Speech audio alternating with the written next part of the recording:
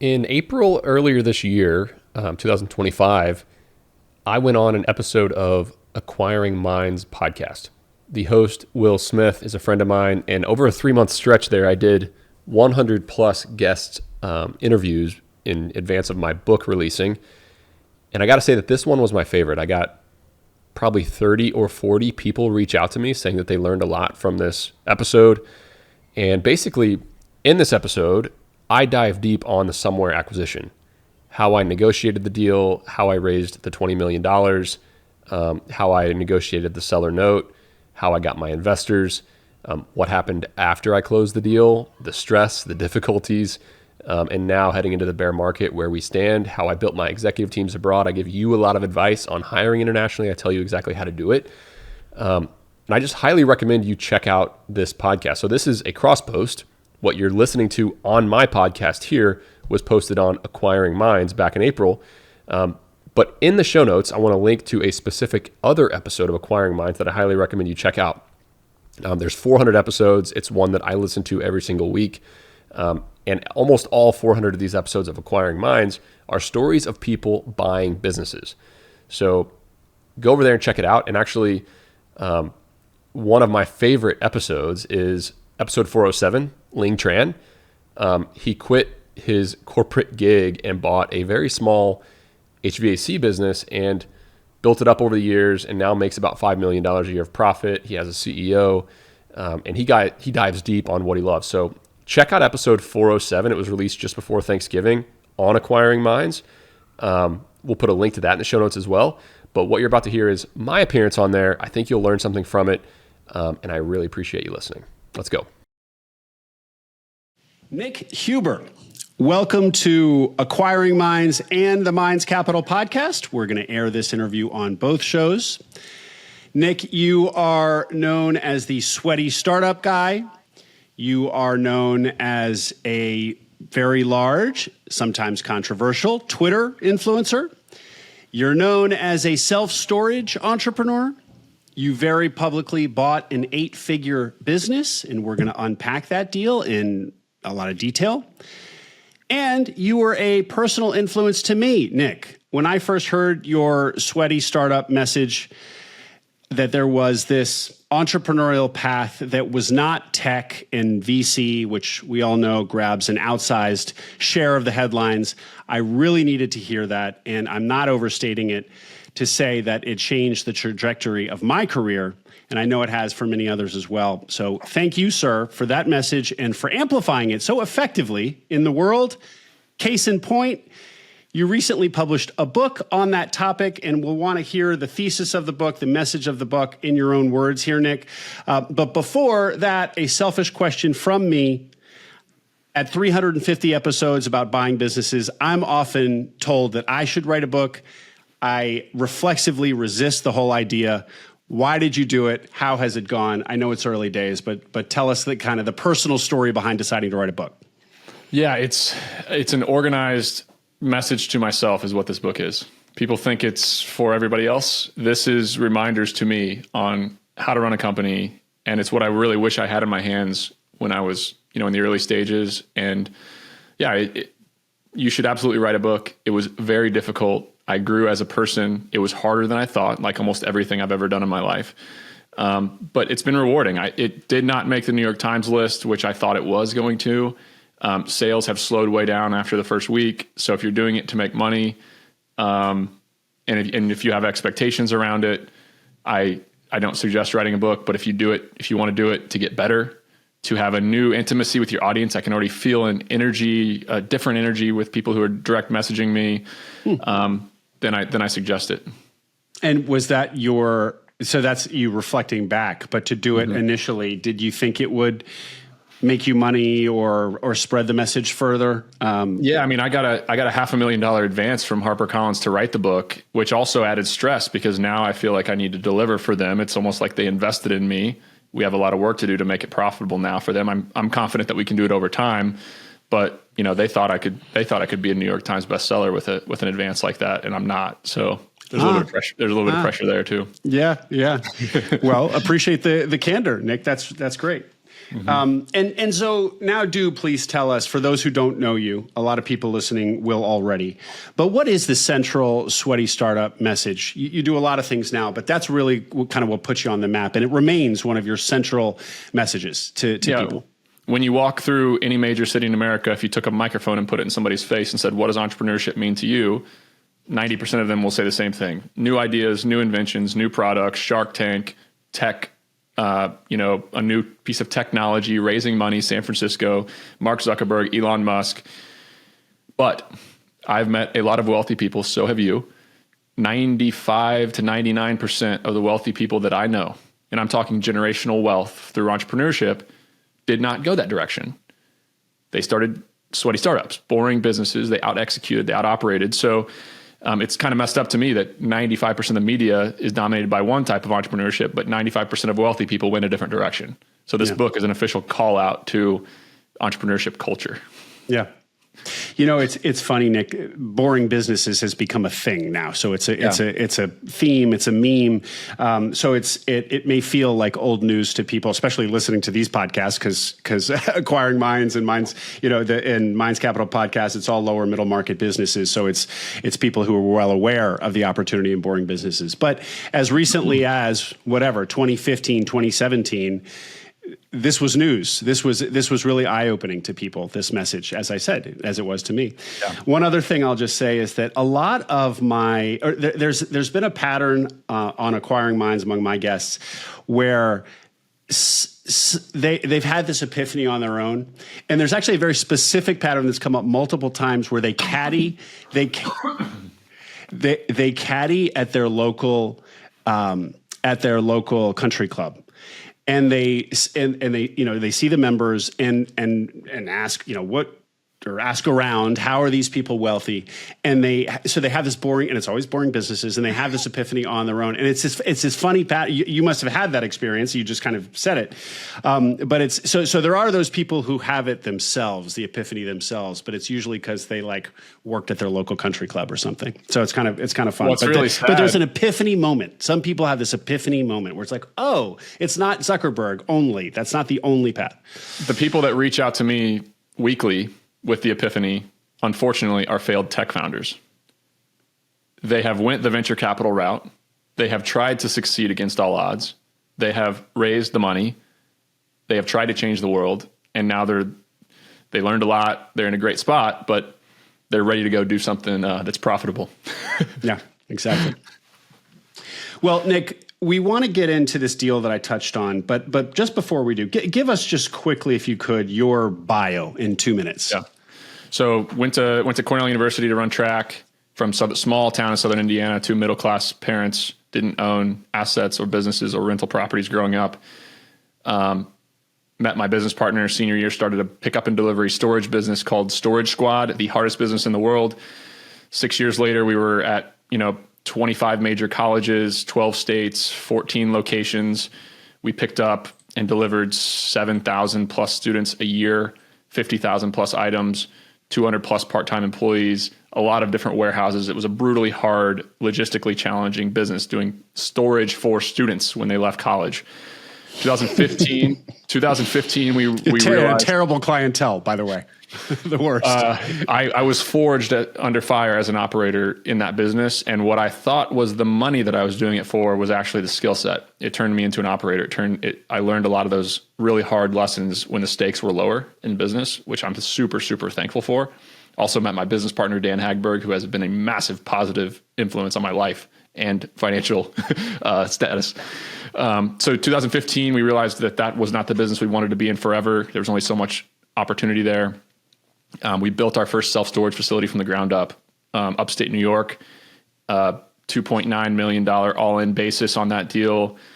And then that one changed our life. I mean, we did it under we went into private equity knowing nothing about what a promote was, what a carry was. We had a very wonky structure on that very first deal, which we can touch on. But that deal changed our lives. It's worth $10 million today. We still own it. We've done some cash out refinances. Then we bought some more storage and realized real quick we want to sell that first Storage Squad business. We did so, 7 figures and a little bit of change as an exit in that business in early 2021. So we were full-time storage. bought a lot of self-storage facilities in 2020, 2021. We have 63 properties now, 50 employees. Bolt storage is the majority of my net worth. 2021, I got involved in somewhere.com as an affiliate customer at first. A year later, I bought in as a minority equity partner, 15%. And what is somewhere.com? Somewhere.com is an international recruiting company. And I have 325 employees across my portfolio. I have 22 Americans.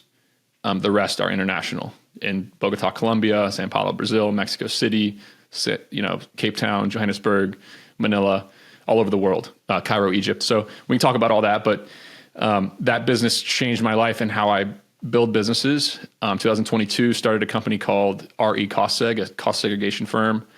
And it's grown to be very large, 50 plus employees, 750,000 plus a month of revenue. A lot of potential now that 100% bonus is coming back in the new tax laws. But yeah, man, started 8 other companies in there. We shut a couple down. And then in 2024, May 1st, 2024, about a year ago, is when, I closed the big deal to acquire majority interest in somewhere.com. Awesome. Thank you for that, Nick. And we're gonna double click on a lot of that, but 2 quick follow-ups. I don't think you mentioned Twitter in that. Twitter was right? Did you? Or did I miss it? I started the Sweaty Startup podcast in 2018 because I was doing some mentorship calls with my brother. He was running a lawn care company. I'm like, you know what? I'm going to start a podcast. I went all in like I do on any given hobby. And I didn't get anybody to listen to it for about a year. My friend Moses Kagan found me on Reddit trying to get people to listen to my podcast and said, Nick, you got to come to Twitter. Got to come to Twitter. Like, you're built for Twitter. And I ignored him. I was like, no, that's where people get mad about Donald Trump and complain about referees. I'm not going to Twitter. He actually called me again 3 months later and said, Nick, like, I'm saying this because it'll change your life. Come to Twitter. Talk about your deals. Do what you do. And I did. And he quote tweeted my very first tweet on Twitter and said, you got to follow Nick. He had maybe 3,000 followers at the time. And then it was just up and to the right from, the good old days of Twitter, which are not here anymore as far as getting followers. But yeah, now I have 400,000 followers. I've met people who have invested 50 million plus into my businesses and my deals. I've hired through Twitter, met Marshall Haas, the founder of somewhere.com, through Twitter. Met Mitchell Baldridge, my co-founder at RE CostSeg, through Twitter. It's changed everything about how I do everything. It basically accelerated my career 50 years in a 5-year span. Well, we're certainly going to spend time on that. And I actually was just on stage interviewing Moses at SM Bash a month and a half ago. We talked about Twitter. We talked about his relationship to it. Mm-hmm. You both say the same thing. What a great human being. Yeah. Oh, yeah. Moses is a gem and so solid character. Mm-hmm. But you both say that the Twitter, just comment on how much Twitter has changed and how the opportunity kind of is gone, at least with the current algorithm. We'll get there. One last question for the Acquiring Minds audience listening, Nick. I heard you say that I want to call it a moving business, but you were calling it something else. Your first business. What were you calling it? Pickup. What was it? It was called Storage Squad. It still exists today. Zippy Shell bought it, and it does pickup and delivery storage for college students when they go home for the summer. Pickup and delivery for college students. That it was a brutally hard business. Mm-hmm. So one of the things about boring businesses and buying them and the trend that critics will point out justifiably is that becoming an owner-operator of a small business is not pushing numbers around on a spreadsheet. It is the word, in fact, that comes up most often is, in fact, brutal. Now, I mean, we could spend a podcast on this subject, but in your advocacy for sweaty startups, but also basically wanting to get out of your own sweaty startup, how do you reconcile the two? It's my fear. My fear is that through my work on these podcast interviews, my own podcast, my own newsletter, my own X, is that I generate a era of entrepreneurs that end up 10 years in to not owning a business, but owning a job that controls every hour of their life with addiction problems and a wake of broken relationships behind them. That's my fear, because this is humbling, it's brutal, and people don't talk enough about why it's so hard. I tell a lot of those stories in the Sweaty Startup book, but yeah, you hear and you see the entrepreneurs bragging about their wins. You don't hear about the fact that I was, during a busy season in Boston, I lost 20 pounds in a 4-week period because I wasn't eating. I was sleeping on a warehouse mattress of one of our customers. I was chafing so bad between my legs that I was bleeding. I had a mental breakdown a couple of days later on the side of the road because 4 really expensive bad problems happened at the same time, and I didn't know what to do. People don't talk about that stuff. Yeah. Well, we try to. There's actually a theme on Acquiring Minds of the fetal position moment. That's it for me. That was it. Yeah. It sounds like you had one, and it's one of the guys drove my truck under a bridge and ripped the top of it off. Another one put diesel fuel or gasoline in a diesel fuel engine, and a third one sideswiped a BMW in Cambridge, all within a 3-day period. All while our customers were calling me, and we were having a ton of just operational headaches. And yeah, fetal position moment on Buswell Street in Boston University South Campus. Not that you remember the exact location or anything.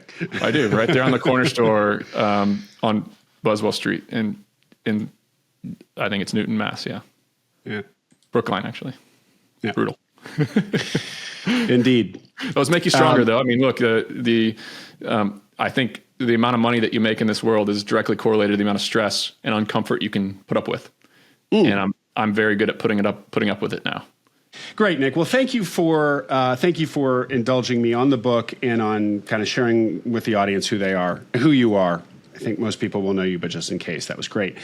Let's get into this somewhere.com deal because it was very high profile. I saw it all over Twitter. I was already aware of Somewhere. At the time when you bought it, it was called Support Shepherd.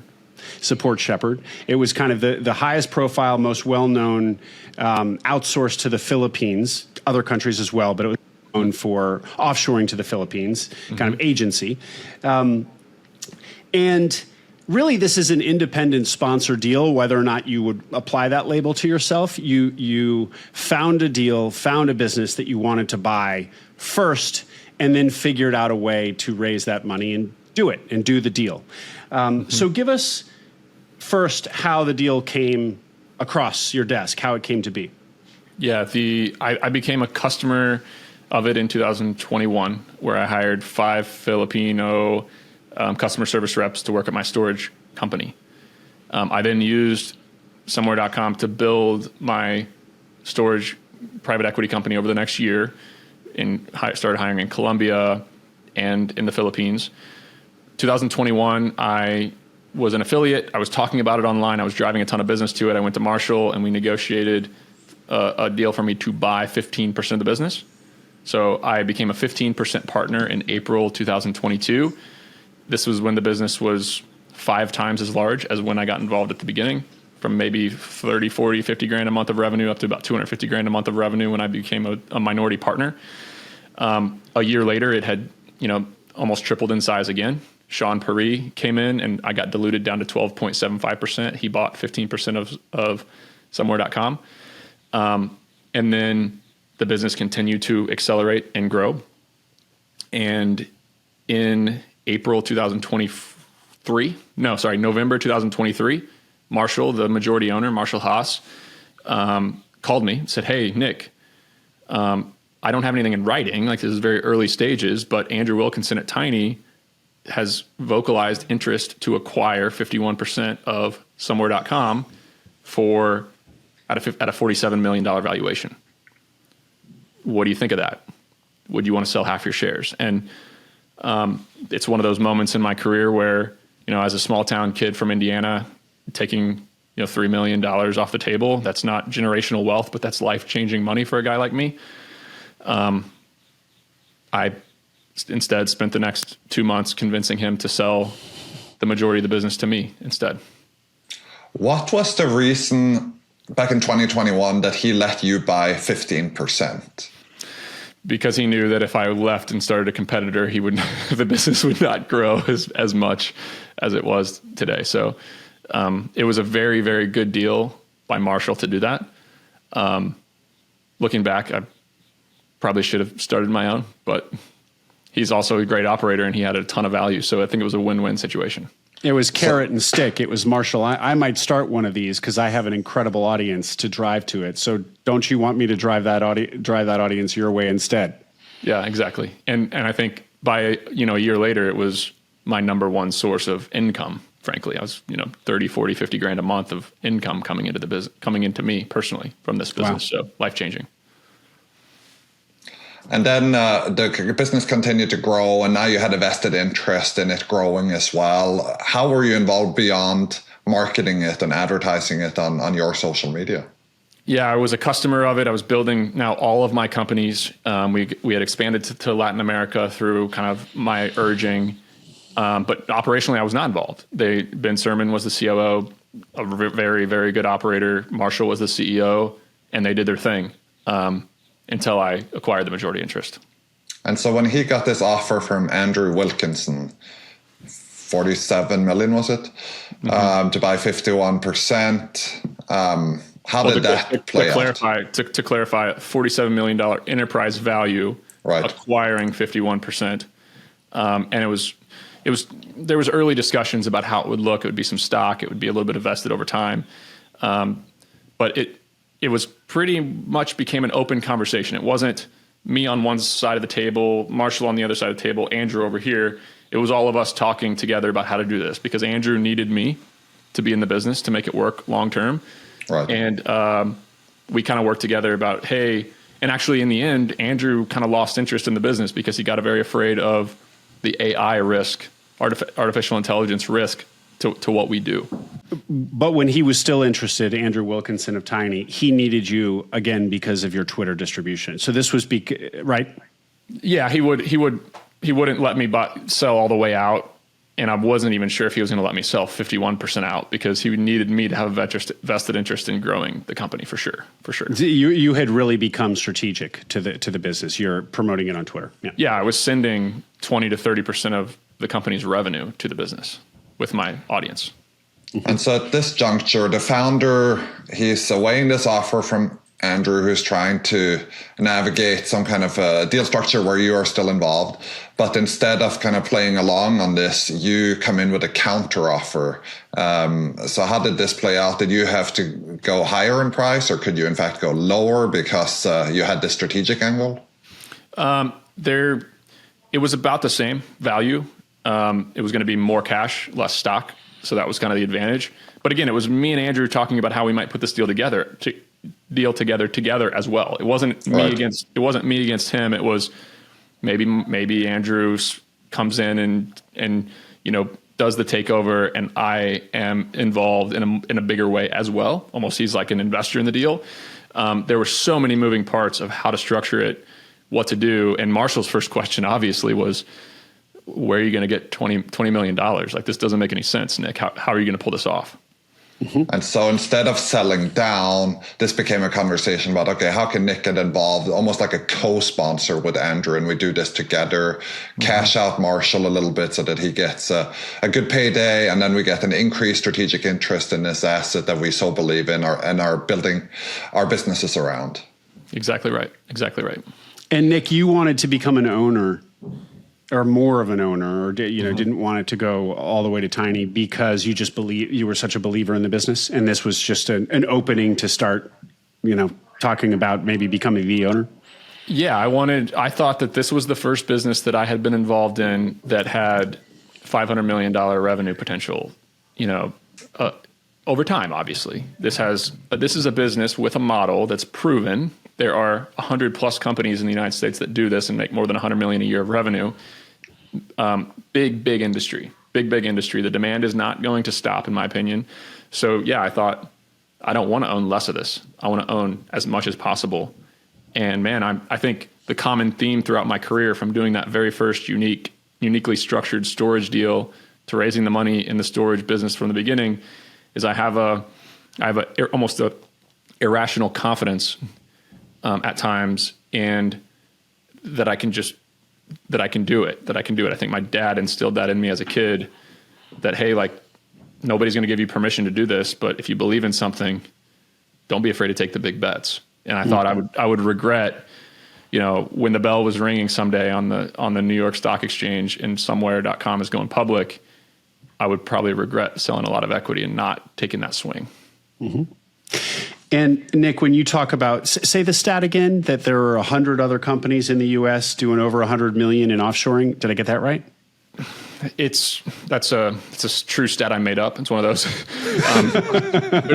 There's a lot of very large businesses. A lot. There are at least 100 companies in the United States doing exactly what somewhere.com does that are larger than somewhere.com. There's full skyscrapers in Manila and Johannesburg and Cairo and Mexico City and Bogota of companies that are doing this at scale, much more mature than us. And certainly, offshoring is a 30-year-old story. We hear about I think that some of the earliest stories were developers. Maybe that's my tech orientation again, but developers in India, for example, have been happening for decades. Yep. So what is the market positioning of Somewhere? Is this like SMBs are only now starting to take advantage of it? Where is the niche of Somewhere versus this kind of big corporate offshoring that's an old story? Yeah, the niche is that we are building. It's finally an area. We read The World is Flat book back in 2002 or 3 when that came out. But technology is finally to a place where you can truly have a worldwide diversified team operating in sync with no BPO, with no business process outsourcing firm in place to handle everybody. I can run a company right here from my basement in Athens, Georgia, with Slack, with Notion, with Asana, with Fathom, with G Suite. I can run a company right here with my finance department split between Cairo, Egypt, and Johannesburg, with my sales team in South Africa, with my admin back office in the Philippines, India, and Pakistan, with my developers in Eastern Europe, with my operations managers in Colombia, with my legal team in Colombia, with my HR department in Sao Paulo, Brazil. So we have a company now that there's teams of recruiters that work with each of our clients that can build a truly worldwide team and tell you where the best talent is in the world and have you go get them.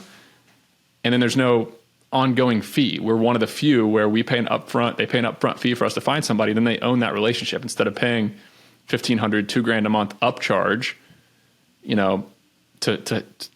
to handle compliance basically. So it's just much easier to build a worldwide team now. Mm-hmm. So as a client, you've seen this firsthand with your self-storage business, and you have 50 employees there. Many of them are remote. So how does that manifest in the operational expenses? So, first of all, since I acquired, this is a very complex story, so I hope people can follow. When I acquired somewhere.com, it was called Support Shepherd. I bought somewhere.com for $400,000, changed the domain, name of the company, rebranded it. That's risky. 80% of the placements were in the Philippines when I bought the company. Today, we are 40% South Africa, 40% Latin America, and less than 15% Philippines. So we've made drastic operational changes to the company since we acquired it. That comes with challenges, which we can discuss. But in my own businesses, everybody thinks, and I thought for a long time, that if you want somebody to do repeatable tasks and answer the phone, hire somebody in the Philippines for $800 to $1,000 a month.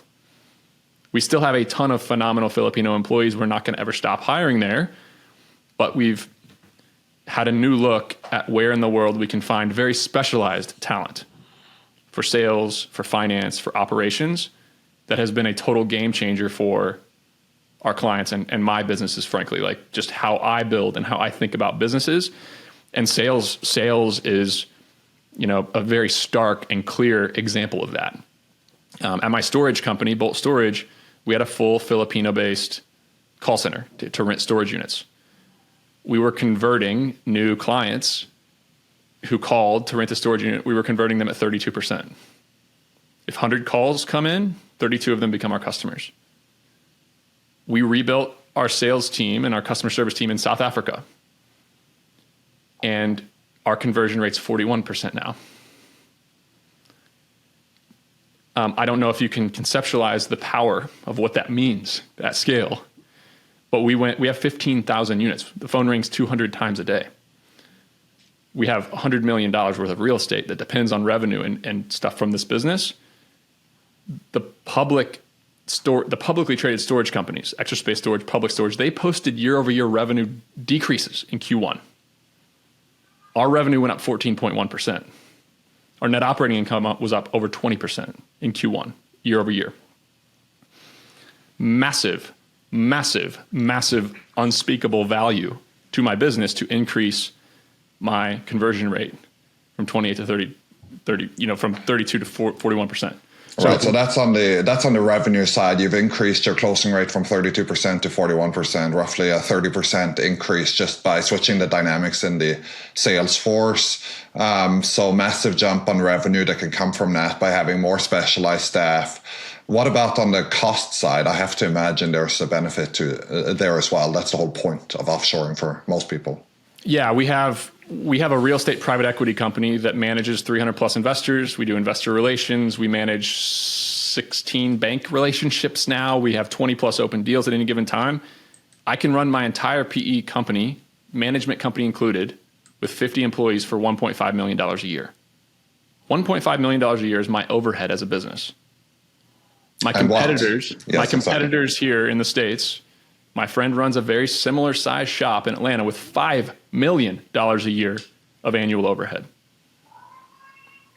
So it just decreases the risk. It allows me to hire ahead of revenue. It allows me to make a profit through really difficult times. We can talk about how difficult the last 3 years have been in the real estate business and how this frankly it saved us as operators. Your photo did freeze now also on my side, Nick. Just want to notify. Niklas. Oh, okay. Well, let me jump into my next question then. So 1.5 million of OPEX versus 5 million for a similar sized competitor. This is a 70% reduction in overhead. Can you elaborate on what that means for your competitiveness as a business? Yeah, I don't know. I would not be able to operate this many storage facilities with the fees I charge my deals, the management fees I charge my deals if I were hiring only Americans. I would not be able to. So yeah, it's the difference. Like we were able through the last 3 years of brutal real estate environment, we were able to toggle off management fees at 4 of our deals, turn them off. And it's fine. We're still break even or better as a management company. It's a game changer. So this is an example where because your overhead is so much lower, you can provide a lower price to your customers. You can provide a better investment prospect to your investors, and you can take home a better economic deal for yourself as a sponsor because you're putting all of this together. Yeah, and I think it goes without saying, but if I now think about hiring and building divisions of my company at a worldwide level. So I'm gonna go find an analyst in Cairo, Egypt, who can work magic in Power BI and Microsoft Excel for $700 a month because Cairo is the most affordable city in the world to live.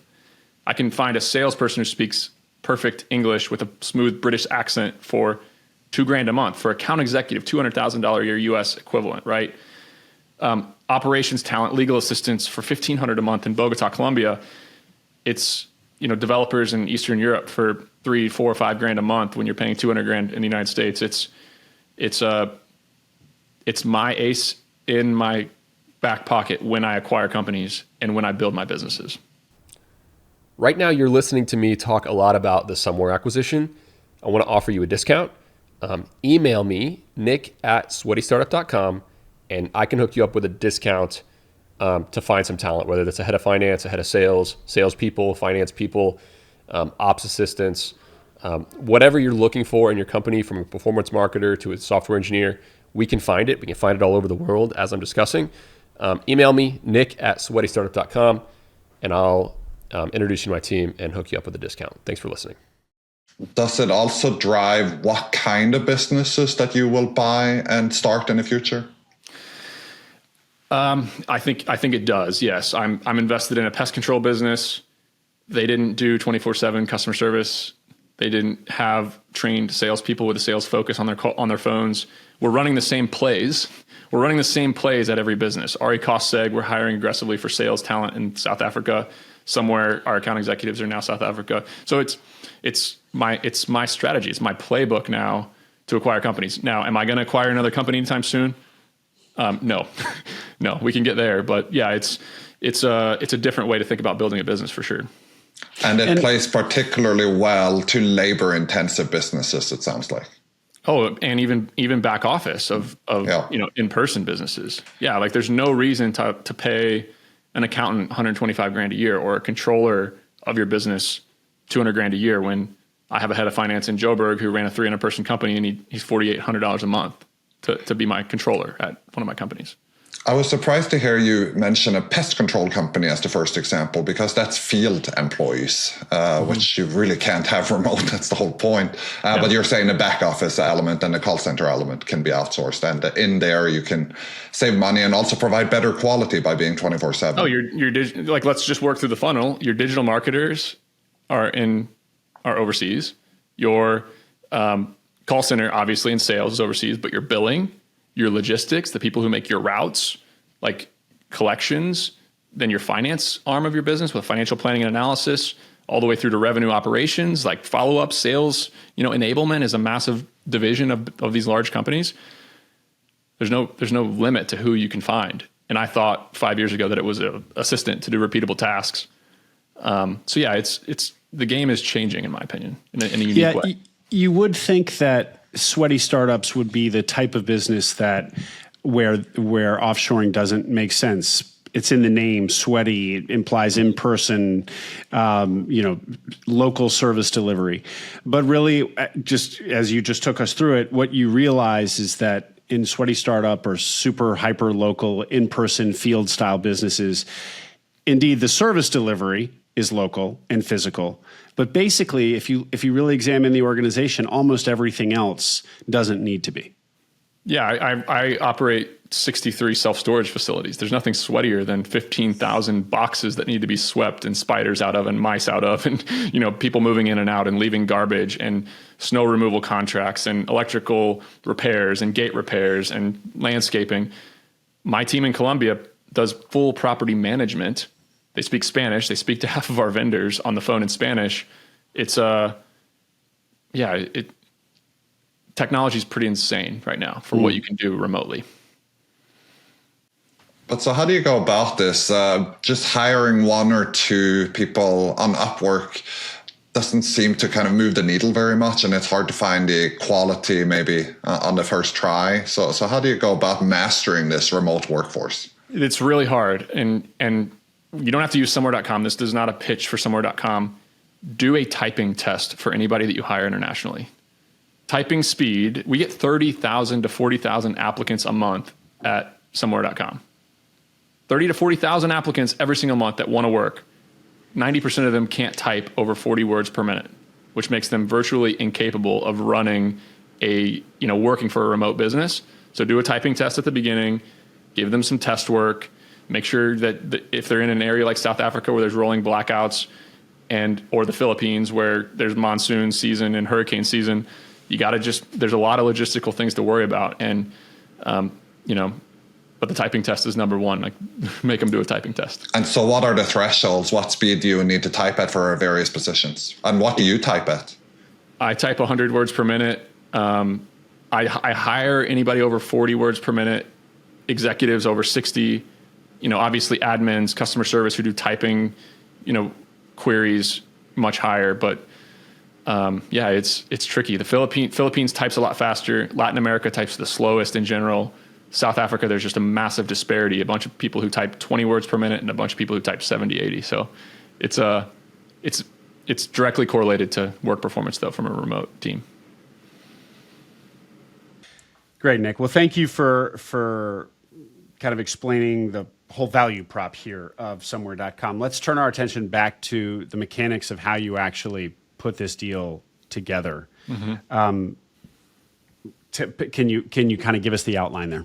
Yeah, so I was in a dilemma because I'm used to the real estate business where, you do a 7 or 8% preferred return and then you get a 30, 40, 50% promote, which is a carry we call a carry a promote in the real estate business. I realized after 2 or 3 meetings with capital investors for small business that there's no such thing as a 50% promote. The cash calls the shots. So if I was going to acquire 51% of the business after you take out me and Sean, who don't want to exit. If I'm going to buy about 40% from Marshall, I'm going to raise $20 million to buy 40%. But after it's all said and done, I'm going to own an extra 8% of the business because I'm on a 20% carry. So I'm going to go from 12.75% ownership to, 20.75% ownership. And I'm going to raise $20 million. I'm going to put my reputation on the line, and I'm going to go through the headache and stress of buying this company. Would you do that? I decided that no, I have to find a way to get more upside for myself in this business. So it was not necessarily a retrade, but it was kind of me going back to Marshall and saying, hey, look, I need to buy more of the company. Buying 39, 40% of it does not work for me. I need to acquire like 58% from you to make this worth it. And it all needs to be from you because I don't want Sean to be diluted because he's sending a lot of clients. You own about 70%. I want to acquire 58% from you. So he had to come to terms with giving up more of the business.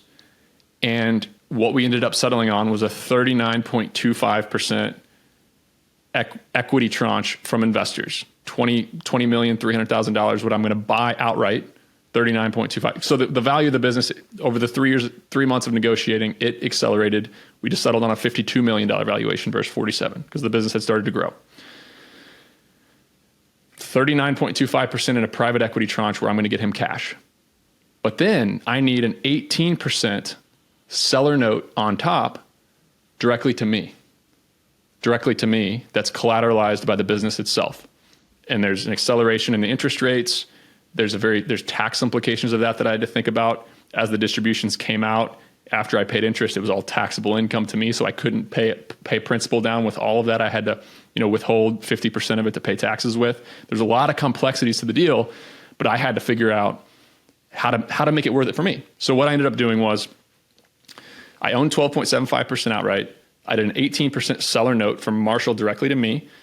And then I did 2 private equity tranches, one with a 20% carry because they invested more than $1 million in the deal, and one with a 30% carry if they invested under $1 million in the deal. So those blended together, it was about 32.96% with a 20% carry, 6.29% with a 30% carry. Blended, it was 6.5% for one, 1.8% for the other, 18% seller note, 12.75% I already owned. If the deal went well and I got everybody paid back, I would own 39.229% of somewhere.com. And that, for me, was worth it. So let's unpack the sources and uses a little bit in what you just laid out there. And thank you for the transparency. That's awesome. Yeah, so it was about $9 million in change that I borrowed from Marshall. That money didn't technically change hands, just the equity changed hands in exchange for a promissory note that the company was collateral for. But of 100% of the stock prior to your transaction, you own 12%, so you're rolling that. Mm-hmm. Sean was rolling his 15%, give or take. Mm-hmm. And then Marshall was rolling some percentage of his. So in total, the rolled equity was roughly 30%. Is that right? Yeah. Marshall still retains about 13.5% of the company. And then the buyout element here, changing hands, effectively was 70% of the business, of which 50 of those 70 was a pure kind of cash payout. No, so it ended up being 58.25% of the business that changed hands. Okay. Because now I'm 70% control. I already own 12.75. So 70 minus 12.75 is 58.25%. Right. Or 57.25%. Yes, 57.5 is what changed hands. 18% of that seller note, the rest cash. Right. Okay. Bear with me here. I have follow-up questions, which is why I need to get to the bottom of it. So 58% is changing hands, 42% is rolling. Of the 58% rolling cash, I think about 2/3 of that was the private equity portion, as you call it, which was funded by equity investors. Correct. And then the 18 percentage points, I think roughly, was a seller note that Marshall provided. And this was directly to you as a buyer. So you bought 18% directly with a seller note instrument. Correct. And then investors, which you sponsored as the sponsor, where you had somewhere between 20 and 30% carry, was bought by outside investors. Do we have that right? Absolutely right. Give or take. Okay. And so then you say that within each of these elements, you had different financing terms. So first of all, you had a seller note that you kept separate. I have to imagine that you disclosed that to the investor that, hey, you're getting no leverage, no benefit of this side tranche here, but I'm doing it in order to effectively as part of my GP compensation, because otherwise it's not worth it to me. Yeah, and the seller note had to have no adverse effect on the equity that was acquired, meaning Marshall can't claw back or get first right to any cash flow or have any retaliation to the entire company, right? He could only claw back that 18% equity in the event of default. Right, okay. So it's junior to the other 80% of equity, which is then preferred or senior in some way. I haven't really heard about this before, where a sponsor effectively carves out the seller note and takes that as a benefit for himself. So that's very innovative and creative. Was that controversial in any way? Not really. I just told the equity investors that story of, hey, look, like I don't want to buy this thing and put my name on the line and raise all this money for an 8% upside in this. Like I'm going to be way too involved, putting my reputation on the line. There has to be a carrot for me. And yeah, I met with 100 investors to raise the money from 38 people. So several of them didn't like that I didn't put a lot of cash in, for example, or they didn't like the seller note aspect. So yeah. And guys, why would the seller note be something that investors don't like? I'm missing that. Or because they're not participating in the leverage? Yeah, they might want the juice of that seller note instead. Even though it was essentially for investors, it was not really in existence. Because the equity is treated just like their equity. But yeah, they would want the juice from it. But the pay down of the seller note, is that paid out of just 18% of the cash flow or fully paid down by the company overall? That's the difference, is that it's only that 18% equity that can pay down that note. And so where other investors get dividends, your dividends go towards paying this down. Correct. My 12.75% still comes to me in cash. That 18% goes into a separate account, pays the note interest first, and then there's a tax. There's 15% of it is put in a tax account that I can only use to pay taxes, and 50% is used to pay Marshall's pay equity on top every single month.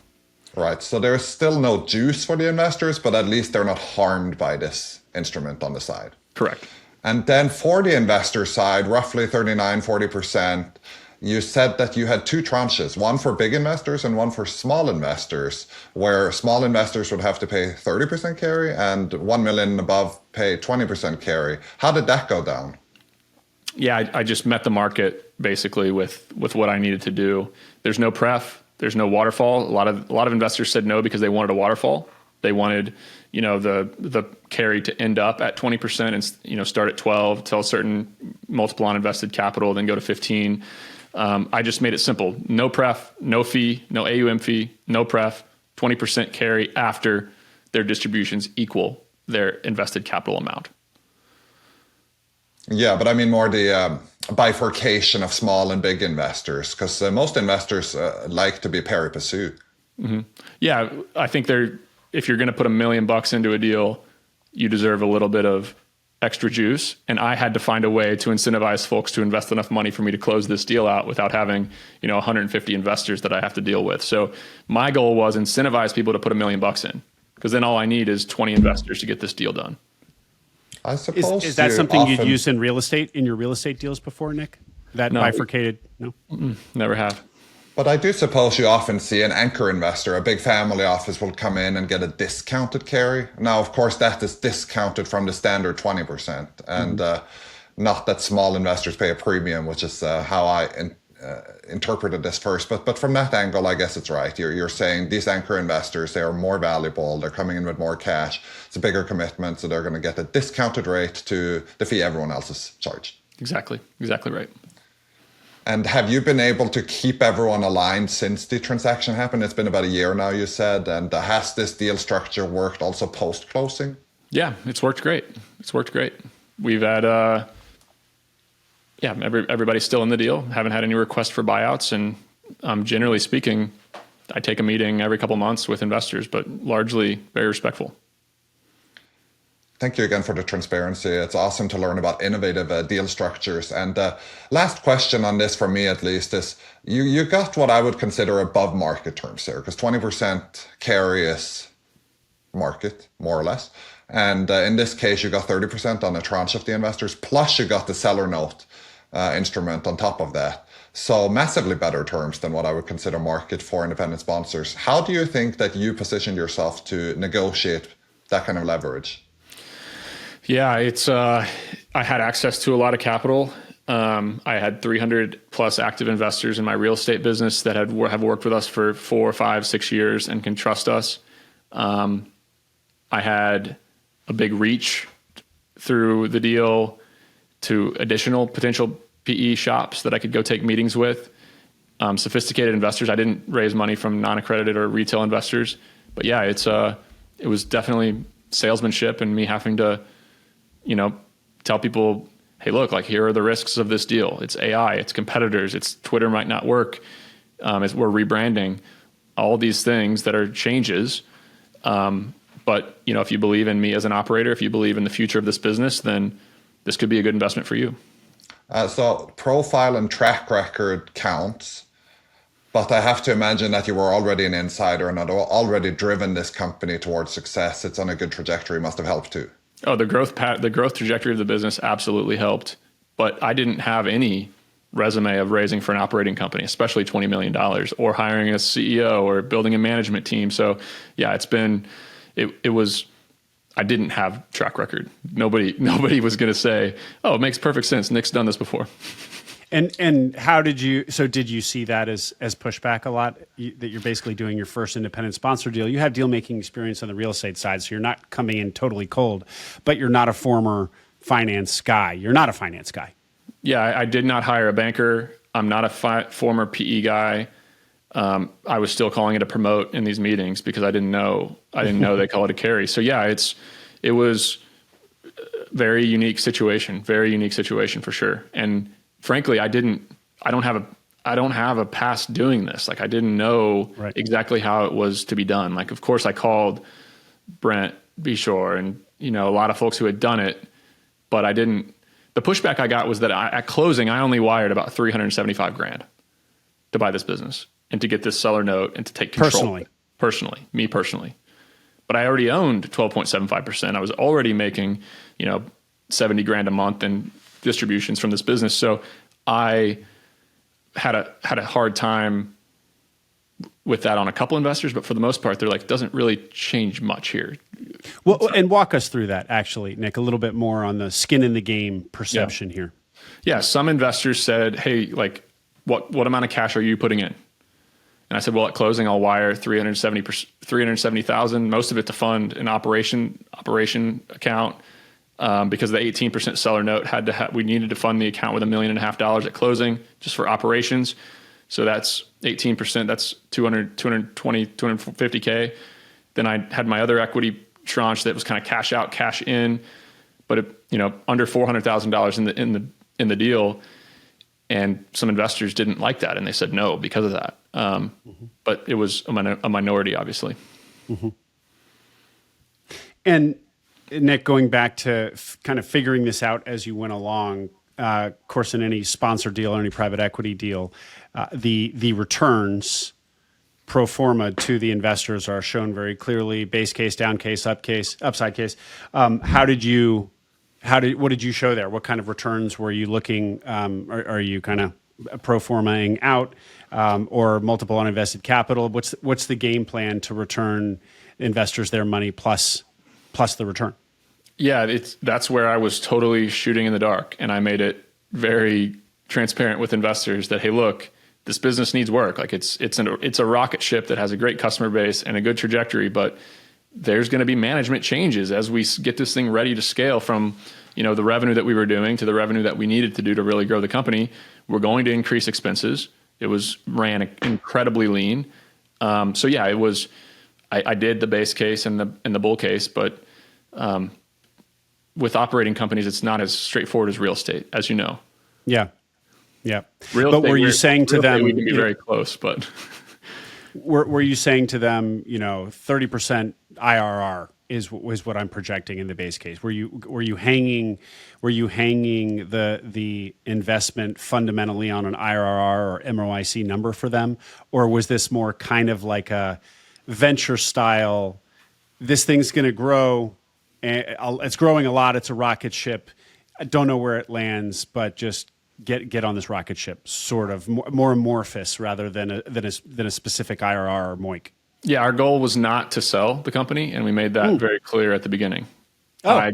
I don't want to sell somewhere.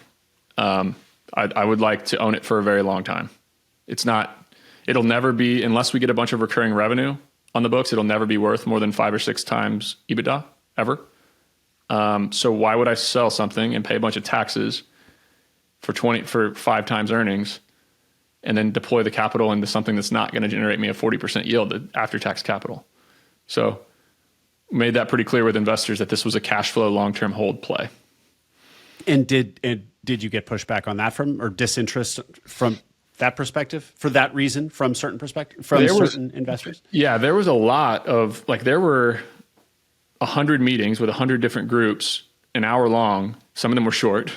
They found out I wasn't putting a lot of cash in. I think I talked to Mr. O'Shaughnessy for 4 or 5 minutes, and then he found out I wasn't putting any cash in, and he said, "Nick, I really wish you the best, but it goes against kind of what we're looking to do."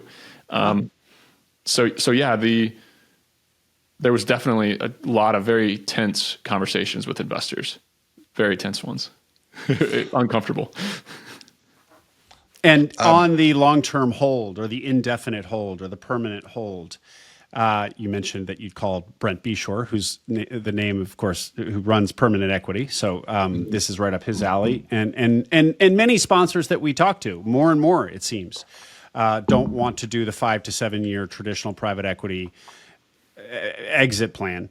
But it all sounds great in theory until you start talking to investors and LPs, and they say, yeah, but when and how am I going to get my money back exactly, please? So what's the answer? Just basically dividending them out, or is there a recap plan potentially at some point? Yeah, it's cash flow. Like, hey, we're building the business here that we're buying for less than 6 times earnings. We're going to assume that it's never going to be worth that, but it spits off cash, and we're going to do that. And if I can get all of your money back, and I'm getting 40% of the cash flow of this business, there ain't no way I'm going to want to sell it either. Like, let's ride this thing. Mm-hmm. So you went into this deal, in your own words, a little oblivious of how private equity works. Do you think it would have helped you and given you an even better outcome for you personally if you had been a serial deal maker, or do you think more knowledge actually could have hurt you in this case? I think more knowledge would have hurt me, just like my very first storage deal. Going into real estate private equity, we raised money to do a $2.9 million storage development project where we raised, 20% of the capital for 20% equity, and we took the entire bank note as our equity. And when you do that on a $2.9 million deal and it turns into a $10 million deal, you make a hell of a lot of money. So absolutely, if I'd have went in there with a pref and a promote into that very first deal, I would be $2 million less wealthy than I am today if I'd have done that. Those are self-funded search terms, more or less, Nick, by the way. So just for the self-funded searchers listening, understand that in the world of finance, the deal that self-funded searchers get, the terms of these deals are just unheard of. You got one for yourself, Nick, but you're pointing it out as such an exception, not the rule. Yeah, we switched off of that structure very quick on deal number 4. I think we switched off of it. But such an interesting point that Niklas makes, that not knowing allowed you to command better terms. It's kind of like, part of it is just the sort of the ignorance of how audacious your offer was. So that's good. But on the other hand, it's striking that you could find takers. I didn't find very many takers. I found 6 people who had never invested in a real estate private equity deal to do that first self-storage deal. One of which was I was so scrappy. The agent, the commercial real estate broker who sold me the land for the development, was the last check in for $125K. The guy who sold me the land and following me through the town hall permitting And watching me work for 6 months to get this deal permitted to even start building was the last check-in, and his check cleared. And the next day we paid the earthwork guy because we needed the money desperately. First check-in was my dad with $125K. He mortgaged my household home to make that investment and did not tell me. He had no business putting $125K into that first storage deal. I'm very proud to say that I wrote him a check for $500K when we bought him out, but still, yeah. He had no business doing that. I'm glad I didn't know that he did that. Yeah. Or it would have made me even more stressed about the whole thing. That's such a wonderful story. Wow. Well, friends and family money is where a lot of people start. And I guess it allows everybody to just be ignorant and bet on each other sort of thing. I think if you're a good person and you're going to treat people fairly, that rubs off. But yeah, I don't know how it's commanded those terms. I have no idea. There's no reasonable explanation. I would never invest at those terms if I was the capital partner. Yeah. But to Niklas's point, it wasn't just that first real estate deal. It was somewhere as well where your ignorance of how private equity is done allowed you to ask for aggressive terms. And yet this time you were in rooms with real sophisticated people, and you still got them. You still got these terms. Still got good terms. Yep. So in your case, it wasn't just because you go back to friends and family. It's just even now. Do we want to talk about capital? Do we want to talk about how it went now? How it's going? We do actually. It's been brutal. It's been hard. So a couple of things happened. We rebranded the business, and our SEO, our organic traffic, went from 400 leads a month to 0. So we stopped showing up on search. It's finally in Q1 of this year back to where it was when I acquired supportshepherd.com. So that happened. The Twitter algorithm changed, and my tweets that used to drive 3,000 to 4,000 website visitors and 200 leads don't work at all. I can't drive hardly any business to somewhere.com through Twitter posts. And the competitive landscape has exploded as well. So those three things all together, accompanied with me virtually divesting from the Philippines and moving all of our recruiting to South Africa, Egypt, Latin America, a lot of operational changes, a lot of talent that the business needed, has been phenomenally rewarding, phenomenally humbling. I've learned a ton about business that I thought I knew a year ago that I had no idea. I've learned a lot about building management teams.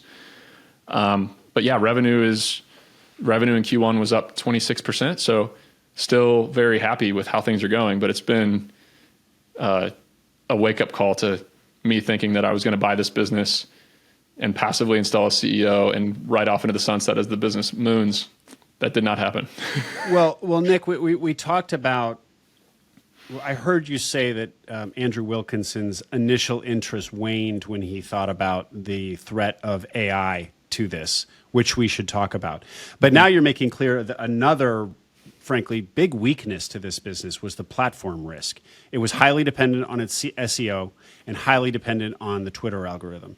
And if either of those change for whatever reason, which they both did, leads collapse. Yeah, we went from getting we went from getting 1,500 leads a month to getting 700 leads a month. Half. Wow. I was just going to take a step back there, and I was thinking about it from a Minds Capital perspective. So when we invest in independent sponsor deals, and we would have loved to consider this when it was up for consideration, there are 4 main sections we look at. Market, which in this case AI is a risk, and you have brought up a couple of other items as well. Target, and in target we like to see that it's growing, profitable, sustainable, has a moat, all these common things. But more than anything, we'd like to see differentiation. And in this case, the differentiation arguably was the link to you and some of the outreach it had. Sponsor, here you have a sponsor who has delivered strong returns to investors in the past, albeit in another industry, but also a sponsor that is already an insider at the company. So this would have been a big, big plus on this deal. Yeah. And then lastly, the deal terms, which somewhat controversial, but actually as we fleshed it out, eventually it comes across as more of an all equity deal with no leverage, because the seller note is really like a side vehicle that doesn't impact. So I think we could have gotten comfortable with that as well. So that's how I would have thought about it going into it. But yeah, as you're saying, it could seem like a slam dunk on the front end for an investor, but every small business has yellow flags, and every business, or there's no business that has a straight line. Yeah. It's super interesting. So what has happened to revenue in particular over the last 12 months? Yeah. So Q1 was really good. Things are looking very good. I'm excited about the spring. Q1 revenue, 26% growth over last Q1, which was massive. So yeah, we're still highly profitable, still making distributions every month. But then the tariff liberation day, like there's just little things about this business where, in April we had a $250K reduction in revenue over March because tariffs were put in, and almost all of our physical product goods, e-com goods, direct-to-consumer goods, they all froze hiring. We lost 50 deals in our pipeline. We have 400 deals at any given moment in our pipeline. A lot of them paused, canceled. The pipeline behind it is really good. So it's not a long-term issue for the business, but those little blips, you just don't see that in real estate. You don't see the president making a tweet costing the business $250K in revenue in 1 month. You don't have that in self-storage. And when you're talking about deals and pipeline here, you're talking about recruiting engagements, right? Yeah, clients who engage us to do recruiting. We're seeing a lot of very positive trends heading into the busy season for that. But yeah, it's there's always stress. And the more I talk to people who do this, the more I talk to Brent, and I haven't actually talked to him recently. I don't want to make it sound like him and I are close or anything. He was not involved in this deal. As I talk to people who do this, almost all of them unanimously say, "Oh yeah, the first 18 months is if you're going to make operational changes and prepare a business for growth, like it's not up and to the right for 18 months. Like it's a struggle." Have you been acquainted with the term J curve yet, Nick? No, tell me. The J curve, if you imagine an XY axis and the line on that axis, the direction of time and revenue, it dips before it goes up. And it's kind of overused, but the point, strictly speaking, it means that you make investments when you first buy the business, so profitability goes down, but you're positioning it to then go up quickly after that. But the way people use it is just simply that the transitions into a new business absolutely sucks. There's all kinds of unforeseen stuff, new costs, new expenses that you didn't expect, and things just are bad before they're good, essentially is what it really encapsulates for a lot of people. Yeah. So that's been I've ridden the J curve, and there are months of euphoria when you crush. We had a 40% growth month recently, and we're all feeling like we're on top of the world. And then there's the Liberation Day where you're like, gosh, it keeps you up at night. So it's just the normal passive ownership of a business. Nick, by the way, so with this devastating SEO collapse and Twitter algorithm change that caused your reach to collapse, how did you recover from that? So how have you gotten leads back up and actually had a stronger Q1 than a year ago? We have drastically improved the customer experience. Drastically. We present better candidates faster than anybody in the business. Our repeat business went from 1.2 placements on average to 3 placements on average. So our clients are coming back for more and more and more talent. And then we do some referral stuff to bring in new business, but we have yet to figure out like a real paid growth channel for this. I think it's outside sales and inside sales that really separate these companies apart. That's why we're super, super tuned in to our close percentages by cohort. And I'm watching every single salesperson, and I'm watching our sales close rates go up, frankly. So yeah, it's working every part of the funnel from lead, where it comes from, to how many of them book a meeting, how many of them engage for search, how many of them actually hire and pay us, all the way through. So yeah, I'm learning a lot about operating. Yeah. Well, it's one of these where the pain of a crisis forces you to strengthen the organization. So this is all you're emerging as a much better organization, better sales motion, tighter funnel, better upselling, better retention of existing customers and expansion of that revenue. All stuff that would have been sound to target anyway, but you were just kind of forced to prioritize. None of my recruiters were on variable compensation. Now they're on over half of their compensation is variable. The best recruiters are making very good money. Same with sales. There was no variable compensation. There was no sourcing efforts to run ads and do LinkedIn outreach and find referrals for the best candidates that have jobs. So yeah, it's just improving every little part of the company that over time shows itself. But the first year, those things take time. Yeah. Walk me through where your executive team is located. Are they remote? So, I presume so. Head of finance is in Joburg. Head of revenue operations is in Joburg. Head of sales is in Joburg. Head of recruiting ops is in Cape Town. Head of sourcing is in Manila. So yeah, it's the leaders of the company are in South Africa. I'm learning a lot about building executive teams worldwide as well. And on our pre-call, you said something about a major workforce coming from South Africa every tax season to the United States to do Fortune 500 taxes.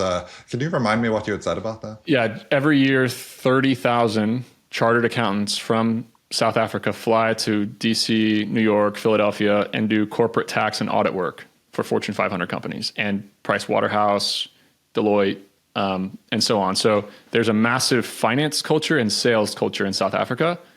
And so, yeah, when they go back to Joburg, they don't want to hit the road for 4 months again and be away from their families. So they want to work remote for U.S. businesses. And, $4,000 a month puts you in the top 0.1% of earners in the whole country. And Joburg is really the financial capital of the continent, is it not? Oh, yeah. It's just like London, just like New York City, as far as the work culture there. Mm-hmm. There's some massive issues in South Africa with the government, the corruption. They raised billions of tax dollars to rebuild the power grid, and the politicians stole all of the money, so the power grid does not function. Like in the hot season, it's winter now, but in the summer, there's load shedding in every major city for 4 or 6 hours a day with no electricity and no AC. Yeah, they're living in South Africa with no electricity, which is a basic fundamental thing. Those are issues you don't run into. Even with all the corruption in Mexico and some other places, you don't run into that. The utilities are sound in Bogota, in Sao Paulo, Brazil, in Rio de Janeiro, in Mexico City. So people do those things themselves. Like the high earners in South Africa have their own power, it's their own security. And so they're working from home largely, with their own generators? Yeah, they have their own office outside of their house. Like, again, $4,000 or $5,000 a month in South Africa is $200,000 a year in the United States. So they have large homes with separated offices and their own power. They have to do their own power because the government doesn't solve that for them. And Nick, what of the time zone difference? So we all understand that that's complicated in the Philippines. Anybody who's worked with somebody over there has to deal with that. Sometimes you can have people work Philippine nights, our daytime. There's a debate whether or not that's effective. But when we're talking about management, your actual your executive team being on a different time zone, how do you deal with that? Yeah, so 5 o'clock Eastern time is 11 p.m. in Joburg. So it's not. They don't have to live a different life, if that makes sense. Your Filipino talent, your India talent, your Sri Lankan talent, your Pakistani talent, they have to live a different lifestyle to work for a U.S. business. 20 million people in the Philippines do. 20 million people in the Philippines do. And it's almost all the high earners do in the Philippines, frankly. I love Latin America. If you don't need the professional maturity to deal with bankers, clients, customer, sales, high-end sales, if you don't need the professional maturity and the smooth British accent, hire in Latin America. Just do it because they're on the same time zone. For $480, we can get our team in Bogota, Colombia, to Atlanta, Georgia for an outing in person. It's a 6-hour flight from Bogota. Mexico City's even shorter. So, yeah, there's massive advantages to Latin America. But sales and finance, South Africa is the hub, and executive. Nick, one of the ways that you were able to raise the money that you did is both all the way back in that first real estate deal, but also with Somewhere, is that your LPs, your investors know you. So in some cases, they're related to you. But in other cases, that you talked about that broker in the real estate deal, watched you go through the zoning and the permitting. Yours truly and 399,000 other people have watched you on Twitter, how you think. So people have invested in you because they believe in you, because they've gotten to know you either at a distance or up close. Say more about media in your career. Twitter is a wonderful tool because it gives people a look into your mind. They see how you react to hate. They see how you react to people acting crazy and saying crazy things. They see how you argue. They see what your family values are. They see, it's a look in your mind. Like when I tweet, when I type, it is coming straight from my mind to hundreds of thousands of people, which is a crazy thing to think about. But I feel like I know people who I follow on Twitter. I don't know. I know them on a deeper level. I know a lot of it can be fake. A lot of it's not the same when you're in the room with somebody in battle, operating a company or going through a tough investment or an economic downturn or whatever the stresses of life, right? But it gave us a good, strong foundation so that when I hopped on a plane and went to somebody's office and chatted with them about my business and how I think about things, there was a lot of barriers that were broken down previously that allowed me to accomplish more. Yeah. Yeah. Well, I heard you say the word hate. So I want to press you on actually something that I'm experiencing right now, Nick, which is your Twitter persona, or shouldn't call it a persona, but how you are on Twitter, because it is you. But it does feel at times more aggressive. It has been controversial. You've gotten hate, and I want to hear how you responded, how you emotionally dealt with that. But the question, but I'm experiencing you as frankly much more warm and cuddly than you come off as on Twitter. So it does feel like there was a little bit of marketing, or positioning yourself on Twitter. Some people would say, the aggressive tweets just travel better, so it was just widening that funnel. Talk to us a little bit about that, but then I really do want to hear how you deal with huge amounts of people saying unkind things. But first, your strategy on Twitter. Yeah, I think Twitter is a place where nuance does not help anybody. I'll just be honest. Nuance doesn't make people think, doesn't spark conversation. There's no reason to read or engage with somebody who has nuance. So I have strong opinions that are loosely held. I'm not afraid to speak them. I'm not afraid to change my mind in public. And I'm also not afraid to goof off and say ridiculous things that, in my opinion, only anger the people who have nothing better to do than get angry. So I don't really care. But yeah, I'm a pick. I have a weird sense of humor. A lot of it is for fun. But yeah, if we transition to the hate, I guess it can get really tough and really brutal. Like I was under a full-on attack from a anonymous account for 3 months last summer that took an insane emotional toll on me and even my family. So yeah, it's not for everybody. Like if you want to be worth following on X or on Twitter or anywhere, you have to bring a new perspective, and you have to be willing to put yourself out there. You have to be willing to look foolish. If you're super insecure about everything you send, you'll never type and send anything on the internet.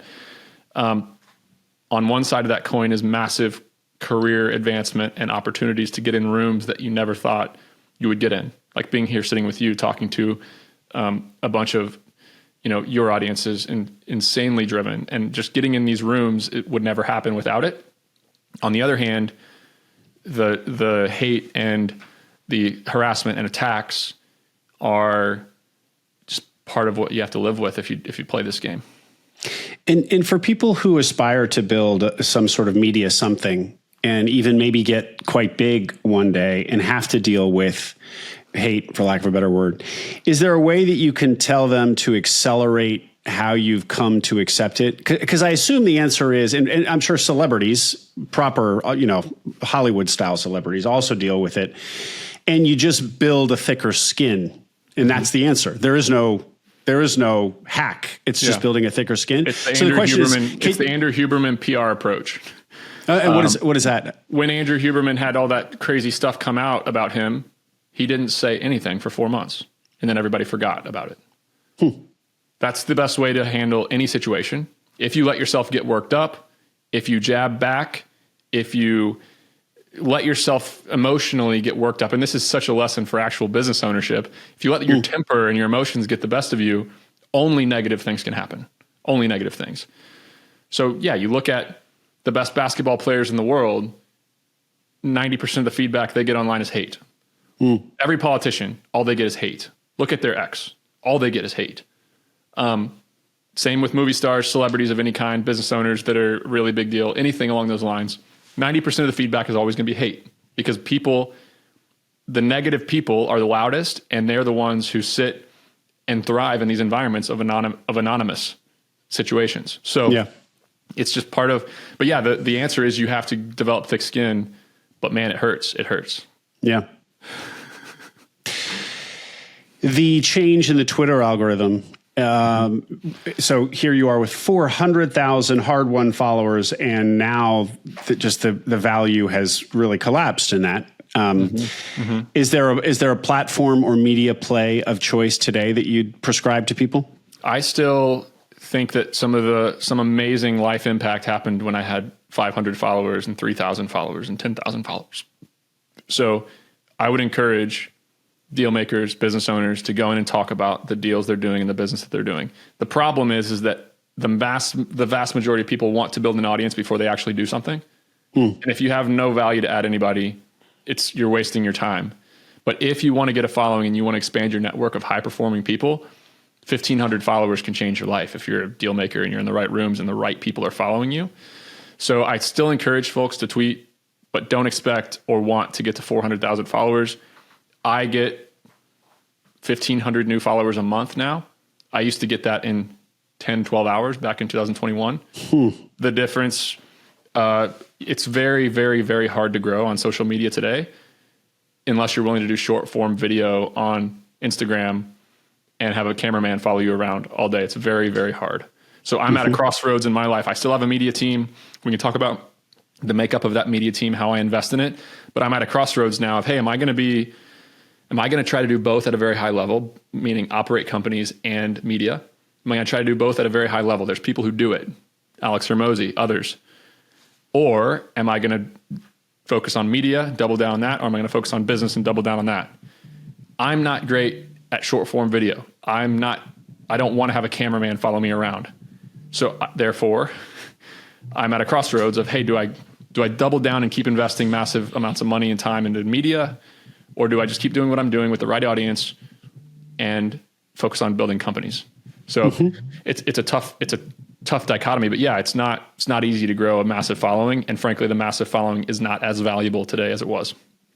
Well, when I think about a Hormozi or a Cody Sanchez, who's maybe closer to me and maybe closer to you as well in terms of audience, I'm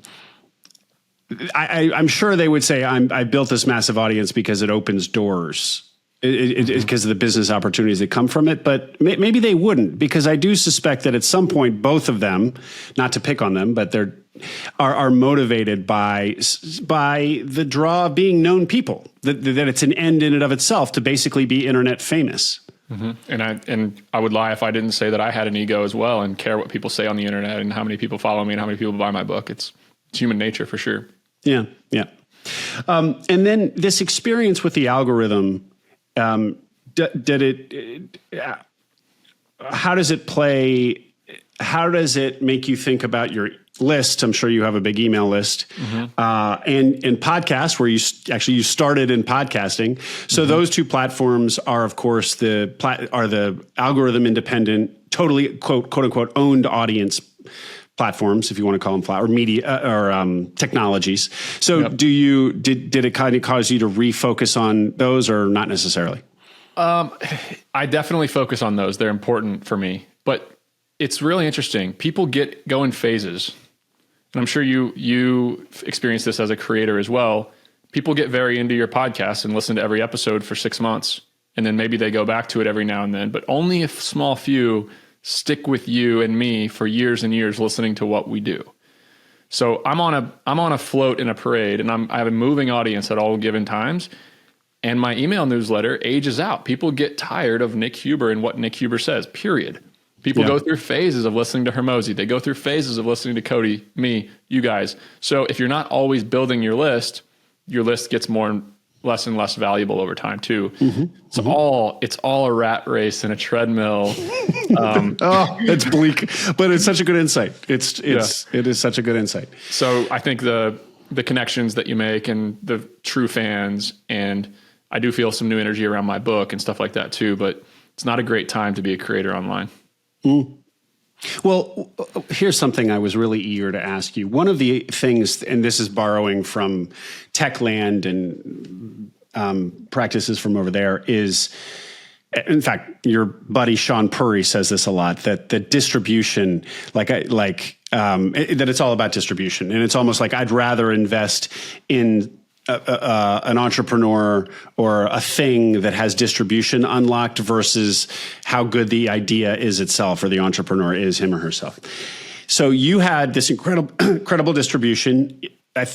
Putting words in your mouth, correct me, but you started with this playbook. You launched all these businesses with the idea that you could just, direct your audience to them, and you were going to be the one man funnel for 10 different businesses. Yeah. I don't say that to mock you, because on its face it seems like a very sound strategy, but some of those businesses haven't panned out at all. So react to, just because you have this incredible audience doesn't mean that you can just launch any business to it and the business works. No, business is very hard. Business is hard for everybody. Making money's hard. I firmly and strongly believe that. And even with a lot of distribution, you can fail at business for sure. So I think I'm good at what I do. I have natural confidence. I have an ego. I have, the courage to take risks, but also business will humble you and humiliate you certain days.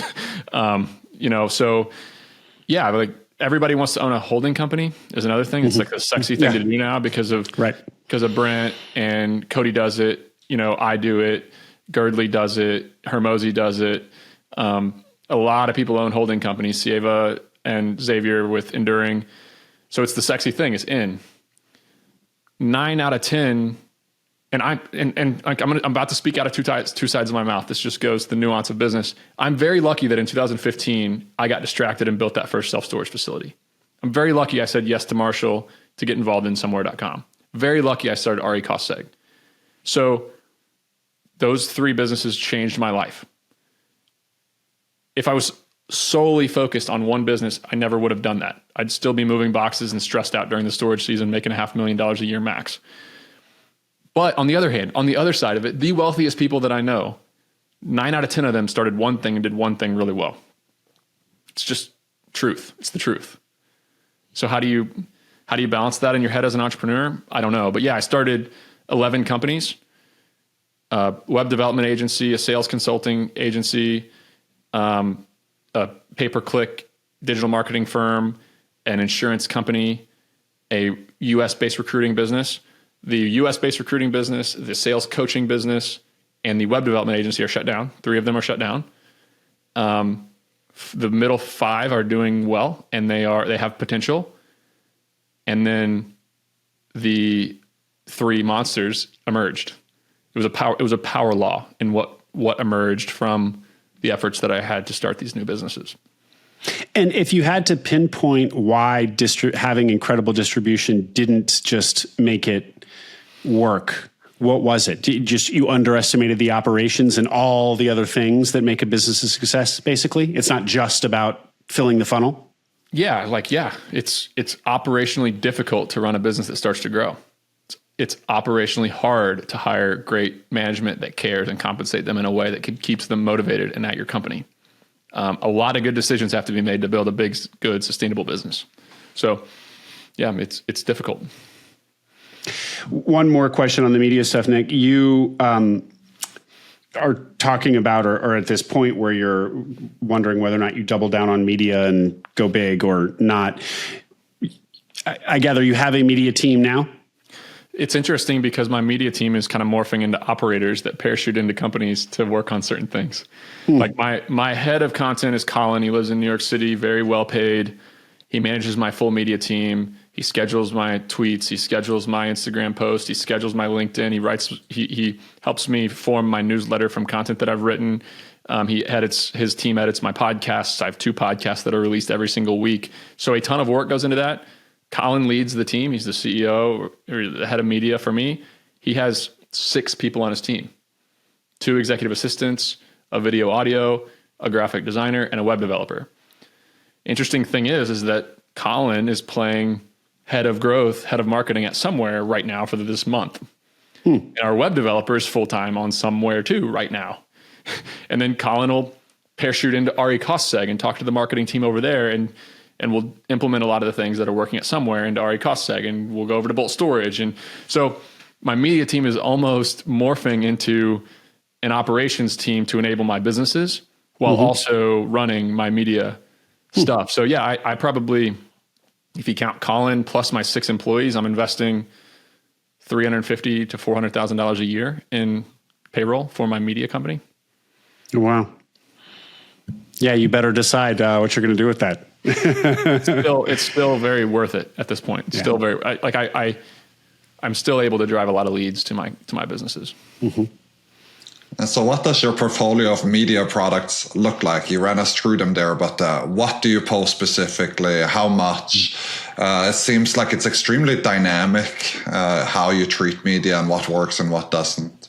Yeah, I think half of what you see on Twitter is me in real time tweeting.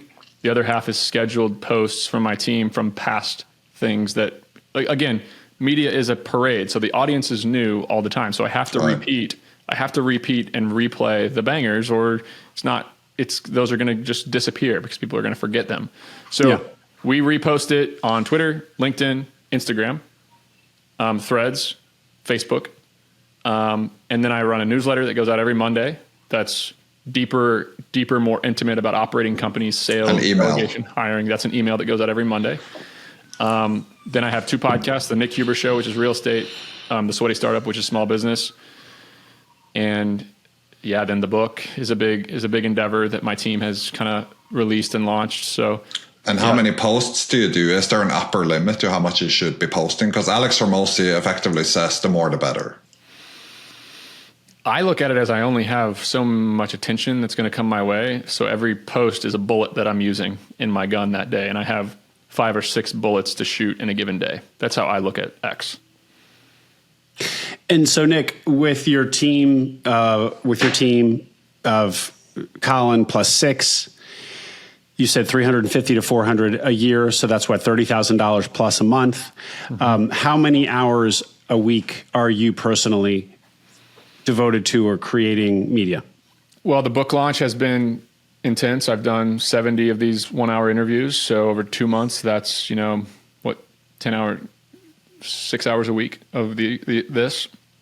I took a lot of time to actually write the book, 1,000 hours over 2 years. So yeah, it's been, but then this week, outside of this interview, I'm, really deep in Somewhere, like going to put 40 plus hours into Somewhere this week. So yeah, it varies. Okay.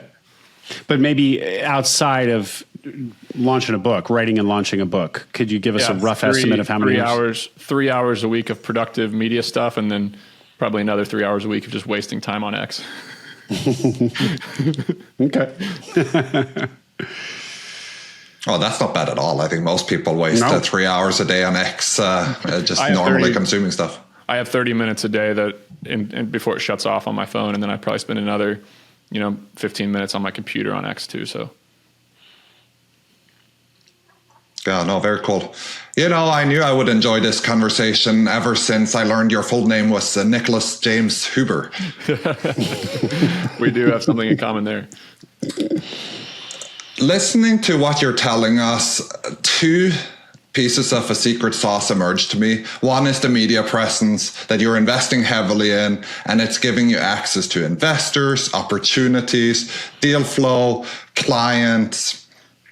And then the other secret sauce that really intrigued me was you talking about remote work and how you have built a competitive advantage with your companies hiring abroad, where you can get not only cheaper talent, but talent that is available around the clock and are specialized in a way that enhances quality for your company.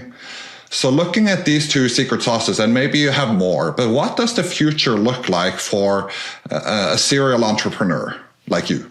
Yeah, I think I'm super ambitious and overly confident, and I've written a lot of checks in the last couple of years, and now I got to go cash them. I raised a bunch of money in my storage portfolio. It's been chaos the last 3 years in storage. We refinanced all of our properties without any cash in from investors, which is more than 80-90% of real estate GPs can say. I'm very proud of that. I'm very proud of our operation there. But I bought a big business, and now I got to do with that business what I told my investors I was going to do with that business. So I am singularly focused on, growing these 3 companies: RE Costseg, Bolt Storage, and Somewhere.com. So I'm at a phase. I'm a firm believer in like seasons in the life of an entrepreneur. Like, you'll have a season where you don't work that hard, things are going great, you're making good money, and you'll have a season where it's time to throw down and do what you need to do. I'm in a season right now where I need to throw down and do what I need to do. If it goes well, it'll amplify everything, and I'm super excited about that. If it goes poorly, at least I'll get to say that I took the shot, and I won't regret it. But yeah, I feel a lot of pressure from the investors that are trusting me. I feel like I have a lot to learn, but I'm also operating with confidence. So it's a very fun and exciting time, but it's definitely a high pressure, high stress season in my life. And I'm kind of looking forward to, not as much stress and pressure. But you've talked about how there have been multiple trajectories in your career, and starting your own company, a moving company early on was one, and then getting into self-storage was the second one, and then buying a minority stake in Somewhere.com was a third one. And I totally understand as an entrepreneur that you're in a season and you got to kind of dig your head in for a while being now. But what are the next trajectories when you have the kind of defensible moat that you have built already and capabilities that you have and the network that you've built? What does that look like if you take a really long-term view? Yeah, I have some very ambitious goals of what I want to do. I love nurturing talent and building companies.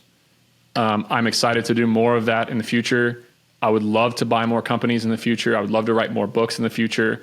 I'm very motivated by money and what you can do with it from a philanthropy standpoint and a generational wealth standpoint.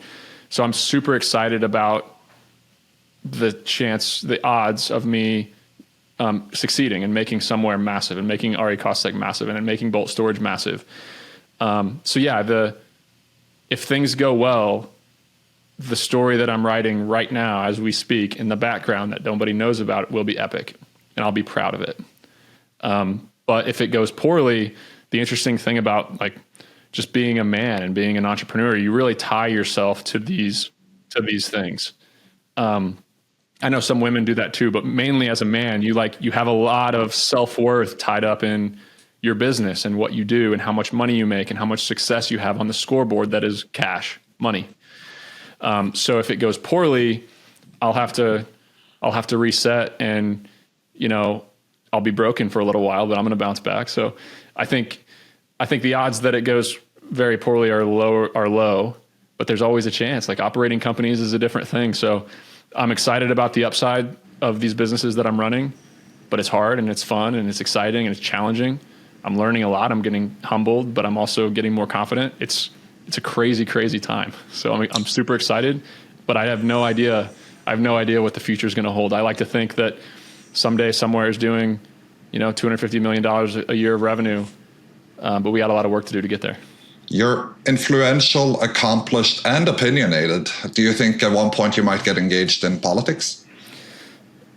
No way. I will build organizations, and I think with that will come influence, but I don't think there's anything, just selfishly, there's nothing less rewarding or worse for your family than getting into politics. Yeah, it's a zero-sum game. I'm really thankful that some people do it. I think a lot of people in that business have a good heart and do it for good reasons. But, man, it's really I can't think of much good that would come from it from a relationship and family standpoint. I'm really excited about my kids right now. My 7-year-old is amazing. My 5-year-old, I mean, they're so amazing. I'm so glad I made the sacrifice earlier in my career to have kids. I had my first kid at 27. So glad I didn't wait, because I'm just enjoying that so much today as well.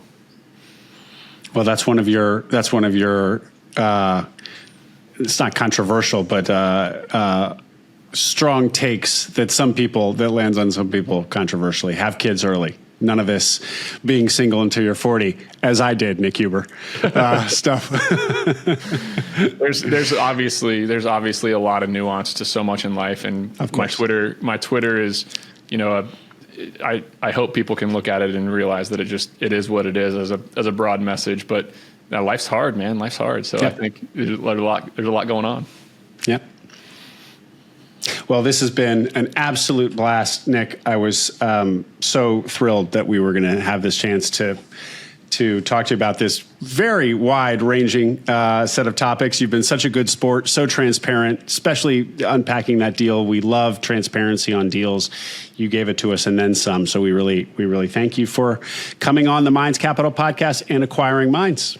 Nick Huber, somewhere.com. Name of the book? Yeah. So if look, I'm very accessible. You can email me, nick@sweatystartup.com. I read every email. If you want to discount it somewhere, you want to pick my brain about anything. But yeah, The Sweaty Startup is the name of the book. I think it'll add some value if you pick it up. So, but look, guys, I really appreciate you giving me this microphone. Love what you're working on, and just thanks for having me. Thank you, Nick.